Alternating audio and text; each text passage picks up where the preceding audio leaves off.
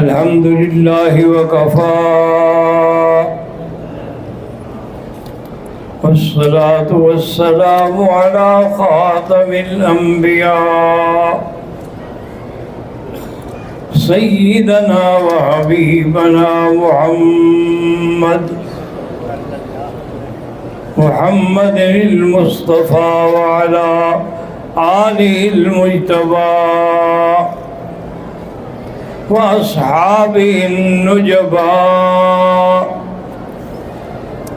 اللهم صل على سيدنا محمد النبي الأمي الهاشمي وعلى آله وأصحابه نجوم الهدى. أما بعد فقد قال الله تبارك وتعالى في القرآن المجيد والفرقان الحميد: أعوذ بالله من الشيطان الرجيم. بسم الله الرحمن الرحيم. لقد رضي الله عن المؤمنين إذ يبايعونك تحت الشجرة فعلم ما في قلوبهم ثم أنزل السكينة عليهم وأصابهم فتحا قريبا. قال النبي صلى الله عليه وسلم: أصحابي كالنجوم فبأيهم اقتديتم اهتديتم، أو كما قال النبي صلى الله عليه وسلم. صدق الله العلي العظيم وصدق رسوله النبي الكريم، ونحن على ذلك لمن الشاهدين ومن الشاكرين، والحمد لله رب العالمين. رب اشرح لي صدري ويسر لي أمري واحلل عقدة من لساني يفقهوا قولي. برادران اسلام، اللہ کی توفیق سے چند ایام سے سیرت خلفاء راشدین کا بیان ہو رہا تھا، اور آج میں سیدنا عثمان رضی اللہ تعالی عنہ کے بارے میں کچھ معلومات اور کچھ باتیں عرض کروں گا۔ سیدنا عثمان رضی اللہ تعالی عنہ تاجر آدمی تھے، تجارت پہ گئے ہوئے تھے۔ وہاں آپ نے رات کو خواب دیکھا کہ کوئی آدمی کہتا ہے کہ یا عثمان لکل جمال ولک الشان۔ وہ حیران ہو گئے۔ بہرحال دوسری رات بھی پھر یہی خواب دیکھا، تو اس کے بعد اس نے کسی کو نہیں بتایا اور اپنا تجارتی امور نمٹانے کے بعد واپس مکے آ گئے۔ مکے آنے کے بعد جب ان کی ملاقات حضرت ابو بکر سے ہوئی رضی اللہ عنہ سے، تو حضرت صدیق رضی اللہ تعالی عنہ نے ان سے فرمایا کہ بھائی عثمان، بات سنو، تمہارا میرا بہت قدیمی تعلق ہے۔ اللہ کا آخری نبی آ گیا، جس کے بعد اب کوئی نبی نہیں آئے گا۔ میں بھی مسلمان ہو گیا ہوں اور تم بھی مسلمان ہو جاؤ۔ ابھی یہ باتیں کر رہے تھے کہ حضور پاک بھی تشریف لے آئے. حضور پاک نے بھی فرمایا کہ عثمان کیا سوچ رہے ہو؟ اب اسلام ایک ایسا دین ہے کہ جس کے بغیر نجات نہیں ملے گی. اللہ نے دین اسلام کو پسند کر لیا ہے اور یہ بھی فرما دیا ہے کہ اس کے علاوہ میں کوئی دین قبول نہیں کروں گا. حضرت عثمان رضی اللہ تعالیٰ عنہ نے کلمہ پڑھا، مسلمان ہو گئے. آپ کے چچا تھے عاص بن الحکم، بڑا شدید قسم کا کٹر کافر تھا. اس کو پتہ چلا کہ تمہارا تو اپنا عزیز مسلمان ہو گیا ہے. اس نے حضرت عثمان پر خوب تشدد کیا،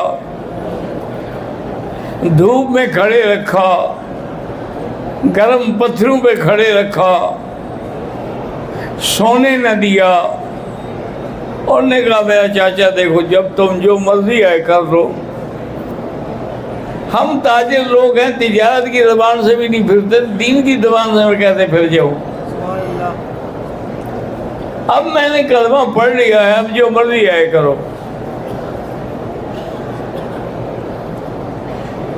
انہوں نے پھر یہ کیا کہ چٹائی ہوتی ہے نا، اس چٹائی میں اس کو لپیٹ کے دھواں دیتے تھے جس سے ان کا سانس گھٹ جاتا تھا، اور جب ان کو اندازہ ہوتا تھا کہ ابھی کچھ اور دیر گزرے گی تو یہ مر جائیں گے، پھر وہ چٹائی سے نکالتے. لیکن حضرت عثمان پھر بھی اس پہ انہوں نے کہا جو مرضی ہے ظلم و ستم کرو، میں اب اسلام لا چکا ہوں تو اب میں اسلام سے نہیں ہٹ سکتا.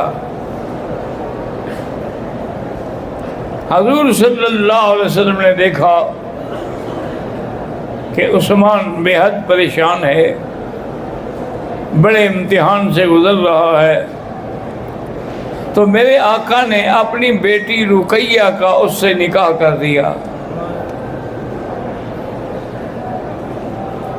چونکہ ان کو عتبہ کے ابی لہب کے بیٹے جو تھے وہ طلاقیں دے چکے تھے.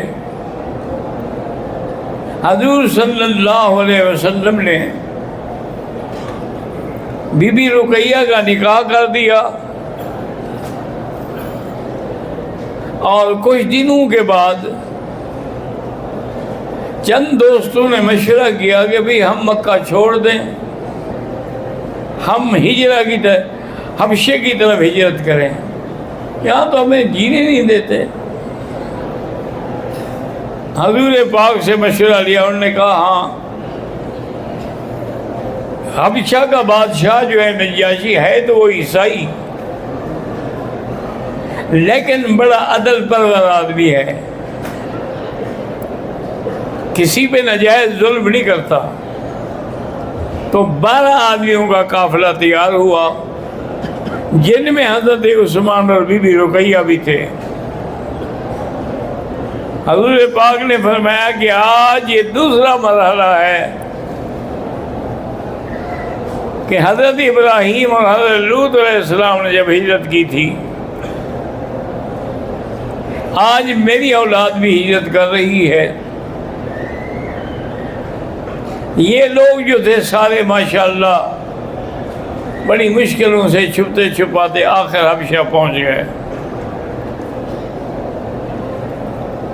قریش مکہ نے ایک وفد تیار کیا اور ان کو کچھ تحفے تحائف اور ہدایہ بھی دیے. جا کر یہ نجاشی کو پیش کرو اور ان سے کہو کہ حضرت یہ جو لوگ آئے ہوئے ہیں نا، یہ ہمارے غلام ہیں، ہمارے ملازم ہیں، بگوڑے ہیں، وہاں سے بھاگ کے آئے ہیں، ان کو واپس کرو، ہمارے حوالے کرو.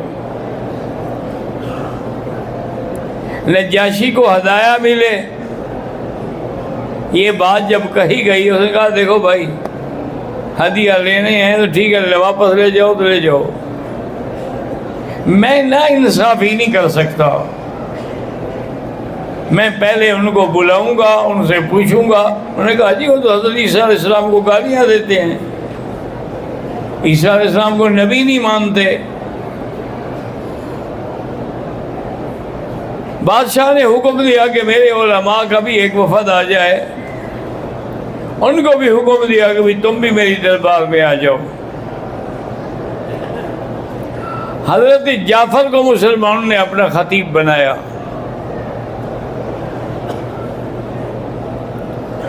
نجاشی نے پوچھا کہ بھائی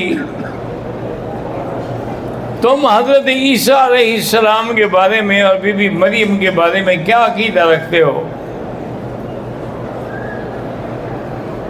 حضرت جعفر نے اللہ کا نام لے کر قرآن پڑھنا شروع کیا۔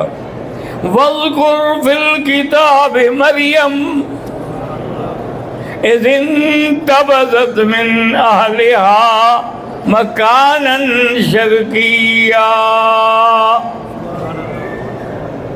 فَاتَّخَذَتْ مِنْ دُونِهِمْ حِجَابًا فَأَرْسَلْنَا إِلَيْهَا رُوحَنَا فَتَمَثَّلَ لَهَا بَشَرًا سَوِيًّا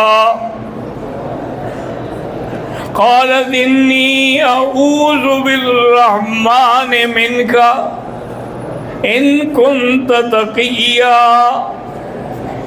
قَالَ إِنَّمَا أَنَا رَسُولُ رَبِّكَ لِأَهَبَ لَكِ غُلَامًا زَكِيًّا قَالَتْ أَنَّىٰ يَكُونُ لِي غُلَامٌ وَلَمْ يَمْسَسْنِي بَشَرٌ وَلَمْ أَكُ بَغِيًّا۔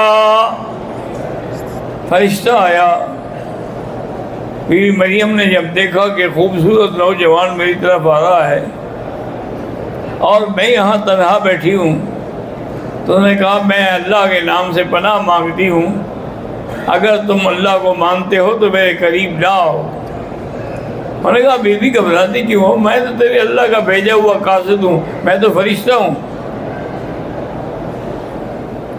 میں تو اللہ کے حکم سے تمہیں بچہ دینے کے لیے آیا ہوں۔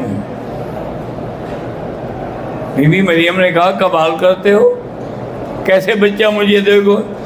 میں نے نہ تو شادی کی، نہ مجھے آج تک کسی انسان کا ہاتھ لگا ہے، اور نہ ہی میں غلط خیالات کی لڑکی ہوں، اولاد کیسے ہوگی؟ انہوں نے کہا یہ اللہ کا حکم ہے، اللہ جب چاہے تو سب کچھ ہو سکتا ہے۔ بی بی نے کہا بھی ٹھیک ہے۔ تو حضرت جبریل علیہ السلام نے پھونکا مارا جو اس کے منہ سے اندر چلا گیا اور جس سے حمل ٹھہر گیا۔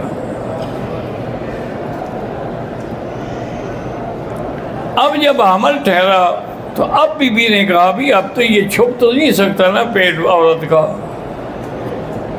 اب میں گھر نہیں جاتی، میں دور کہیں چلی جاتی ہوں۔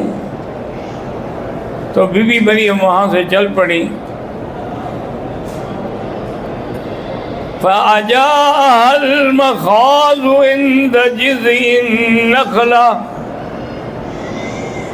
قَالَتْ يَا لَيْتَنِي مِتُّ قَبْلَ هَٰذَا وَكُنتُ نَسِيًّا مَّنسِيًّا۔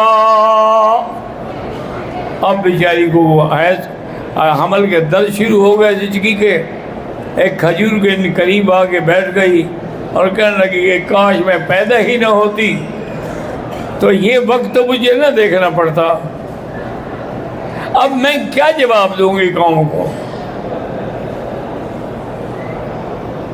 اس کے بعد اللہ نے حکم دیا فرشتے کو کہ تم آواز دو۔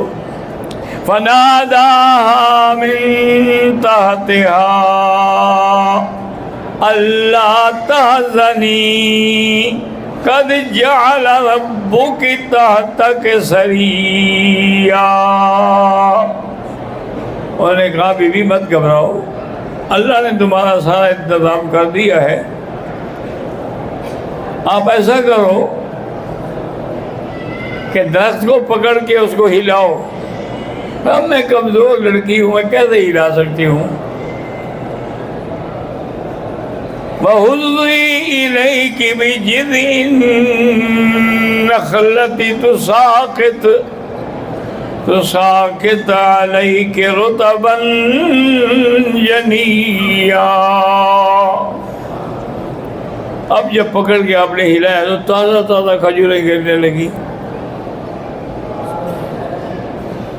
فَكُلِي وَاشْرَبِي وَقَرِّي عَيْنًا فَإِمَّا تَرَيِنَّ مِنَ الْبَشَرِ أَحَدًا فَقُولِي إِنِّي نَذَرْتُ لِلرَّحْمَنِ صَوْمًا وَلَنْ أُكَلِّمَ الْيَوْمَ إِنسِيًّا.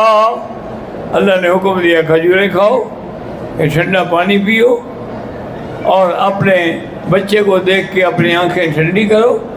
اگر کوئی آ جائے تم سے پوچھنے کے لیے تو بچے کی طرف اشارہ کر دینا، کہنا مجھے روزہ ہے.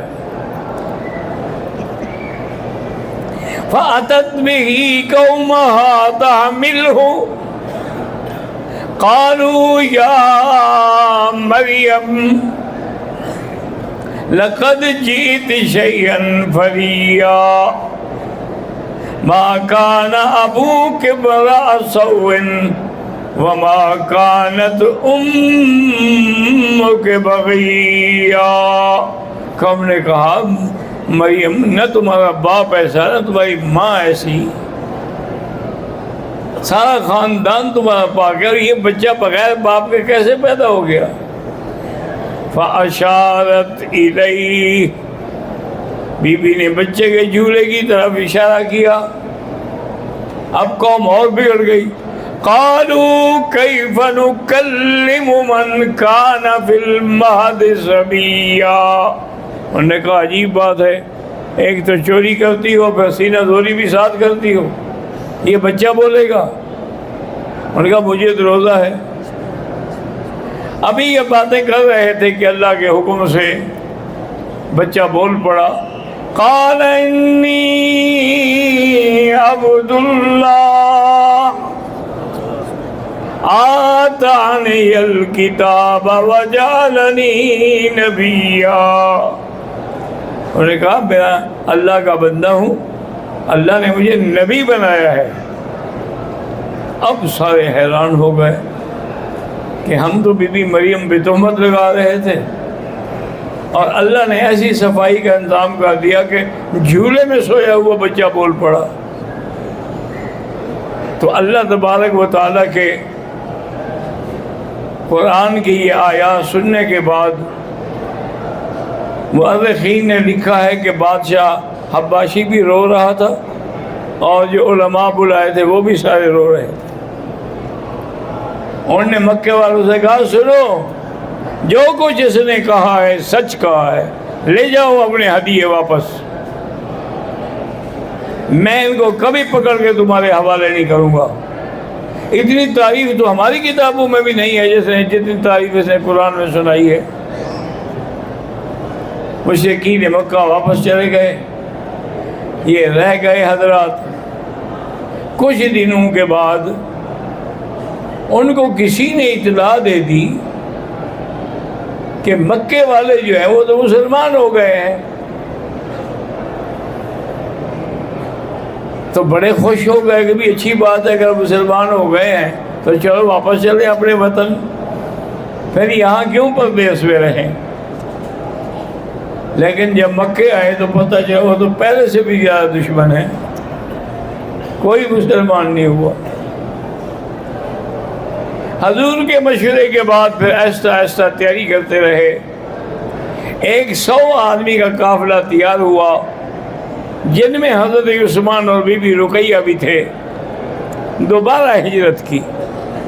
اسی لیے علماء نے لکھا ہے یہ حضرت عثمان ہے جس کو لقب ملا ہے ذو النورین اور ذو الہجرتین. 2 نورین یعنی حضور کی 2 بیٹیاں لینے والا، اور ذو الہجرتین ایک دفعہ بھی ہجرت کی پھر بھی ہجرت کی. اور بعض علماء نے کہا کہ ایک دفعہ حبشہ کو اور ایک دفعہ مدینہ کو، تب بھی 2 ہجرتیں ہو گئیں. حضرت عثمان رضی اللہ تعالیٰ عنہ اور سارا قافلہ کچھ مدت کے بعد، اطمینان کے بعد آرام سے واپس مدینہ شریف آ گیا۔ اور یہ وہی دن تھے جب حضور بدر پہ جانے کی تیاری کر رہے تھے۔ اللہ کی شان ہے کہ بی بی رقیہ بیمار ہو گئی اور اس کو چیچک ہو گئی، تو حضور نے فرمایا کہ عثمان تم اپنی بیوی کے ساتھ رہو، اس کا کوئی نہیں اللہ کے سوا، ہم تمہیں بدر کا حصہ بھی دیں گے، فتوحات کا حصہ بھی دیں گے، غنیمت کا حصہ بھی دیں گے، اور ثواب بھی تمہیں بدری کا ملے گا۔ انہوں نے کہا جیسا حکم ہو حضرت۔ حضور چلے گئے بدر، واپس الحمدللہ آ گئے، اللہ نے فتح عطا فرمائی۔ جس دن حضور مدینے پہنچے اسی دن بی بی رقیہ کا انتقال ہو گیا۔ بہرحال اللہ کی مرضی یہی تھی۔ حضور صلی اللہ علیہ وسلم نے جنازہ پڑھایا اور کچھ عرصے کے بعد دیکھا کہ عثمان بڑا مغموم ہے۔ آپ نے فرمایا کیوں غم کرتے ہو؟ بلایا اور اپنی دوسری بیٹی ام کلثوم کا نکاح کر دیا۔ اس لیے کہتے ہیں ذی النورین، 1,24,000 نبی میں کوئی ایسا پیغمبر نہیں جس کے صحابی کو اس پیغمبر کی 2 لڑکیاں ملی ہوں۔ یہ شان جو تھا صرف حضرت عثمان کو نصیب ہوا، اس لیے اب ذی النورین بھی ہوئے اور ذو ہجرتین بھی ہوئے، اور حضور پاک صلی اللہ علیہ وسلم نے انہیں جنگ بدر کے مطابق حصہ بھی دیا اور اس کو بدری کا لقب بھی دیا۔ حضرت عثمان رضی اللہ تعالیٰ عنہ خوش ہو گئے۔ حضور صلی اللہ علیہ وسلم کی بیٹی سیدہ فاطمہ الزہرا جوان ہو گئی، تو حضور نے سوچا اس کے نکاح کے لیے۔ حضرت ابو بکر نے پیغام دیا، حضور نے انکار کر دیا۔ حضرت عمر نے پیغام دیا، حضور نے انکار کر دیا۔ سب نے حضرت علی سے کہا بھی تم پیغام دو۔ حضور اپنی لڑکی کسی کو نہیں دیتے جب تک اللہ کا حکم نہ ہو۔ حضرت علی نے جب پیغام دیا تو حضور نے قبول کر لیا۔ حضور نے فرمایا علی تمہارے پاس حق المہر کے دینے کے لیے کیا ہے؟ انہوں نے کہا حضور ایک تو میرا گھوڑا ہے اور ایک میرے پاس زرہ ہے، یہ 2 چیزیں ہیں میری جائیداد۔ آپ نے فرمایا گھوڑا تو رہنے دو، تمہیں جہاد میں کام آئے گا، البتہ زرہ بیچ دو اور فاطمہ کے مہر کا انتظام کرو۔ حضرت عثمان لے کے چل پڑے منڈی کی طرف، پیچھے کندھے پہ ہاتھ رکھا۔ حضرت عثمان نے کہا علی کہاں جا رہے ہو؟ اس نے کہا میں نے یہ بیچنا ہے۔ انہوں نے کہا کتنے کا بیچو گے؟ اور نے کہا اس کی قیمت لگی ہے 480 درہم۔ آج میں 480 درہم لو اور زرہ مجھے دے دو۔ زرہ لے لی، 480 درہم بھی دے دیا۔ حضرت علی خوش ہو گئے، چلتے انہوں نے پیچھے کندھے سے ہاتھ رکھا اور کہا علی بات سنو، اس وقت تو میں نے خریدا تھا، اب میری طرف سے بی بی فاطمہ کے لیے ہدیہ قبول کرو۔